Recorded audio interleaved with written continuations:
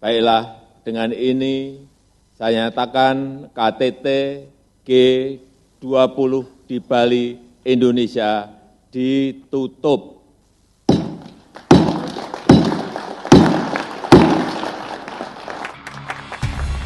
Konferensi tingkat tinggi G20 Indonesia telah resmi berakhir pada 16 November 2022. Meski digelar di tengah tensi geopolitik global yang sedang memanas, terutama terkait perang Rusia-Ukraina, nyatanya para pemimpin negara anggota G20 berhasil mencapai Bali Leaders Declaration. Lalu, apa saja yang dihasilkan dalam G20 kali ini dan apa saja tantangan yang dihadapi Indonesia selama memegang presidensi G20? KTT G20 resmi ditutup oleh Presiden Joko Widodo pada Rabu 16 November 2022 di Nusa Dua, Bali.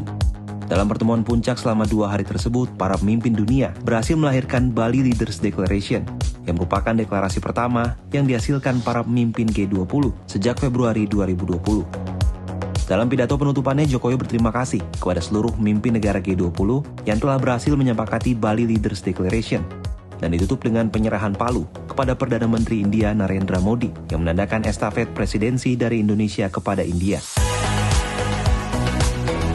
Tercapainya Bali Leaders Declaration ini menjadi sebuah prestasi bagi Indonesia. Pasalnya, di hari terakhir KTT G20, tepatnya pada Rabu pagi, Presiden AS Joe Biden sempat menggelar rapat darurat dengan pemimpin negara anggota G7, NATO, dan Uni Eropa.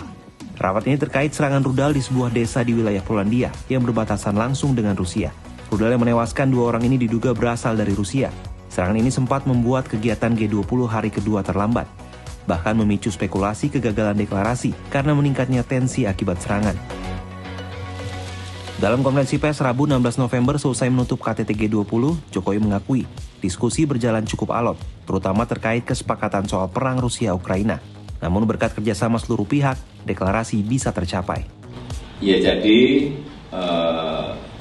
paragraf yang sangat diperdebatkan itu memang hanya satu paragraf saja, yaitu penyikapan terhadap perang di Ukraina. Sampai tengah malam kita berbicara mengenai ini dan akhirnya deklarasi Bali dicapai melalui konsensus. Kami menyepakati bahwa perang berdampak negatif pada ekonomi global.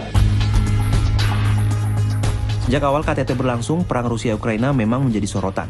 Bahkan dalam beberapa pertemuan bilateral antar negara-negara anggota G20, perang Rusia-Ukraina selalu jadi pembahasan. Salah satunya dalam pertemuan bersejarah antara Presiden AS Joe Biden dengan Presiden China Xi Jinping yang berlangsung 1 hari menjelang KTT G20. Dalam pertemuan selama 3,5 jam tersebut, keduanya membahas ancaman penggunaan senjata nuklir oleh Rusia yang diakhiri kesepakatan untuk menolak penggunaan senjata nuklir. Sorotan pada perang Rusia-Ukraina juga sempat dilontarkan oleh Perdana Menteri Kanada Justin Trudeau dalam penutupan pertemuan B20 Senin 14 November di Nusa Dua, Bali. Of course, that's not exactly what happened, did it? Russia's brutal war in Ukraine is creating food and energy crises.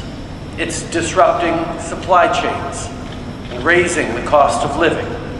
Families are worried that they're not going to be able to put food on the table, or won't be able to heat their homes during winter. These challenges are real. Tidak heran jika pada akhirnya di dalam Bali Leaders Declaration, terutama di paragraf 3 dan 4, termuat pengecaman pada perang Rusia-Ukraina dan menolak penggunaan senjata nuklir, serta meminta agar perang segera dihentikan. Pernyataan menolak perang ini bahkan dengan tegas disampaikan oleh para pemimpin negara G20 dalam keterangan pers seusai KTT G20. There is not a single person in the world who hasn't felt the impact of Putin's war. Global food markets have been severely disrupted by his attempts to choke off Ukrainian grain supply. There has been an 8-fold increase in global energy prices thanks to Russia turning off their gas taps. And the economic aftershocks of Putin's casual disregard for human life will ripple around the world for years to come. Namun KTT G20 Indonesia tak hanya menghasilkan Bali Leaders Declaration. Sejumlah capaian juga berhasil didapatkan, di antaranya di sektor kesehatan dan perubahan iklim. Di sektor kesehatan misalnya, terbentuk Pandemic Fund atau dana pandemi Dana pandemi merupakan bagian dari langkah pencegahan dunia untuk menghadapi ancaman pandemi-pandemi berikutnya, belajar dari pengalaman pandemi COVID-19. Saat ini ada 20 negara donor, baik negara anggota G20 dan negara non-anggota G20, yang telah berkomitmen dalam dana pandemi, di antaranya Amerika Serikat, Italia, China, dan Indonesia. Selain itu, ada 3 lembaga filantropi internasional yang turut berkomitmen, yakni Rockefeller Foundation, Bill and Melinda Gates Foundation, dan Wellcome Trust. Dari komitmen tersebut, setidaknya telah terkumpul sekitar 1,5 miliar dolar AS. Indonesia sendiri turut berkomitmen sebesar 50 juta dolar AS. Selain itu, Indonesia juga mendapatkan bantuan untuk mengatasi perubahan iklim, salah satunya melalui program Just Energy Transition Partnership, yang diumumkan langsung oleh Presiden AS Joe Biden dalam KTT G20 hari pertama. Bantuan sebesar 20 miliar dolar AS ini berasal dari 10 negara diantaranya AS, Inggris, dan Jepang, yang bertujuan untuk membantu transisi energi di Indonesia, dari energi fosil menjadi energi baru terbarukan. Terakhir, adanya skema kemitraan untuk infrastruktur dan investasi global atau Partnership for Global Infrastructure and Investment yang merupakan upaya kolaboratif oleh negara anggota G7.